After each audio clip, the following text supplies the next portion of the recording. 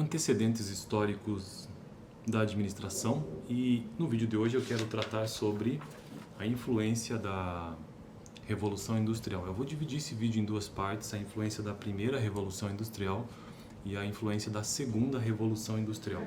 O livro-texto base que eu estou utilizando para construir esse tipo de conteúdo aqui no canal de Teoria Geral da Administração é este livro aqui. Caso você tenha interesse, tem um link na descrição.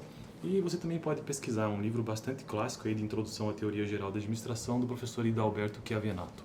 Na minha faculdade de administração, a gente utilizou bastante esse livro. Então vamos lá.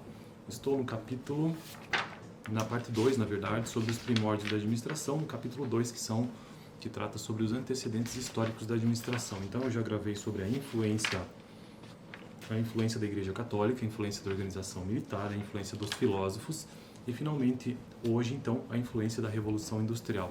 Vamos ao texto para ver o que o autor tem a nos dizer sobre isso.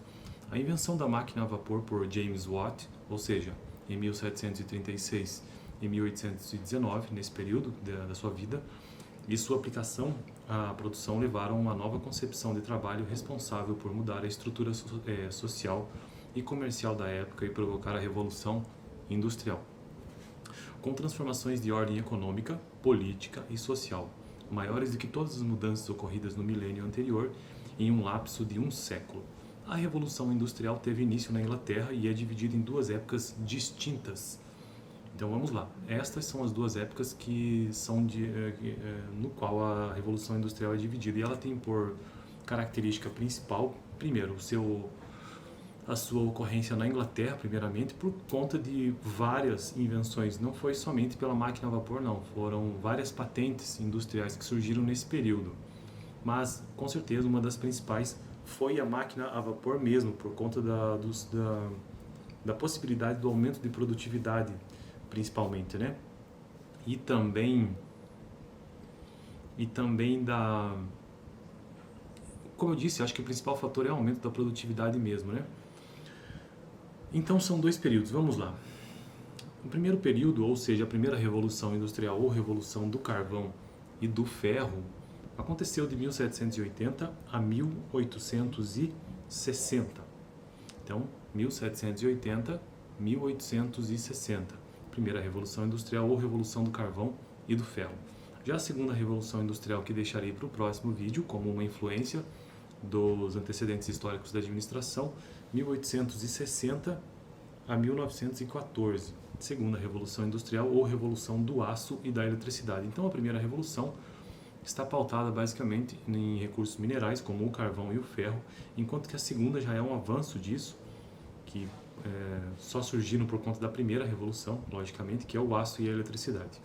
Então vamos lá. A primeira Revolução Industrial passou por 4 fases, a saber, a primeira fase, mecanização da indústria e da agricultura. Segunda fase, aplicação da força motriz à indústria. Terceira fase, desenvolvimento do sistema fabril. Quarta fase, espetaculares aceleramento ou aceleração dos transportes e das comunicações. O vídeo de hoje então será focado nessas 4 fases apenas, e o próximo vídeo, segunda Revolução Industrial. A mecanização da indústria e da agricultura. A máquina de fiar, o tear hidráulico, o tear mecânico e o descaroçador de algodão substituíram o trabalho muscular do homem, do animal e da roda d'água. Eram enormes máquinas com incrível superioridade sobre os processos manuais da produção da época. O descaroçador de algodão fazia 1000 libras de algodão no mesmo tempo em que um escravo conseguia 5 libras. Então veja bem, olha a diferença de produtividade, como eu mencionei no início do vídeo. 5 libras para 1000 libras, no mesmo tempo que um único ser humano era capaz de fazer. Então, esta primeira fase, que foi a mecanização da indústria e da agricultura, principalmente no que se refere à indústria têxtil. Por isso que aqui o exemplo ele traz, né, o tear hidráulico, a máquina de fiar, o algodão, porque naquele contexto inglês, estamos falando aqui de Revolução Industrial em território inglês, que foi onde tudo se deu, onde tudo começou, né? E estamos falando desse período de 1780 a 1860. Pouco mais de 100 anos, então, né? 1760 a 1860. Então, um pouco menos de 100 anos, na verdade. 80 anos. de período de primeira revolução industrial à revolução do carvão e do ferro, né? Então, o primeiro tópico aqui, mecanização da indústria e da agricultura, principalmente na indústria têxtil, e mostrando então a grande produtividade, a grande diferença. Segunda fase desse período da primeira revolução industrial, aplicação da força motriz à indústria. A aplicação do vapor às máquinas transformou as oficinas em fábricas. E é isso que eu estava tentando lembrar, inclusive no início do vídeo, que dei aquela pequena pausa, porque essas máquinas a vapor, como eu já disse, houveram diversas invenções, mas a máquina a vapor, pelo menos essa que deu certo do James Watt, foi a que se sobressaiu.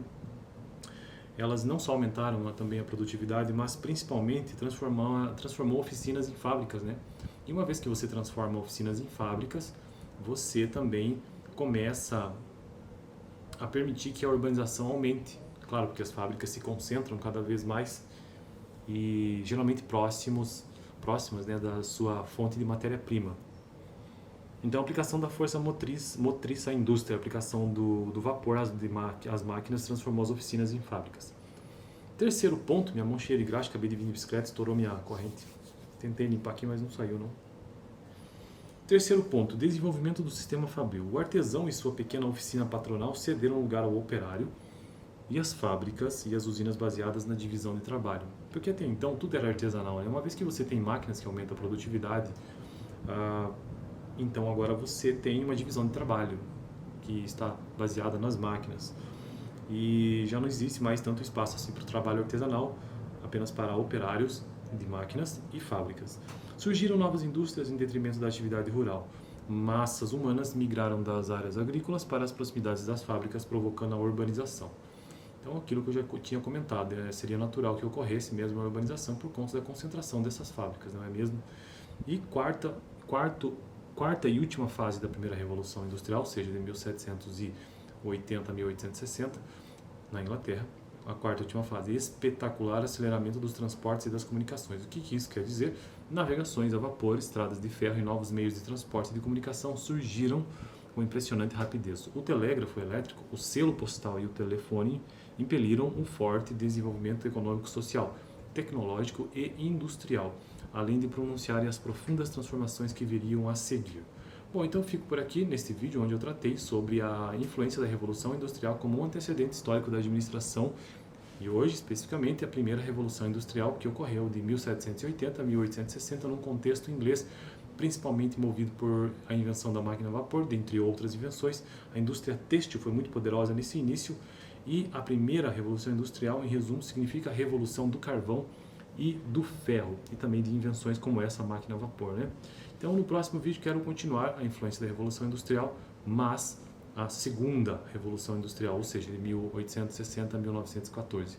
Dá uma olhada no vídeo passado, onde eu tratei sobre a influência da organização militar na administração. Valeu!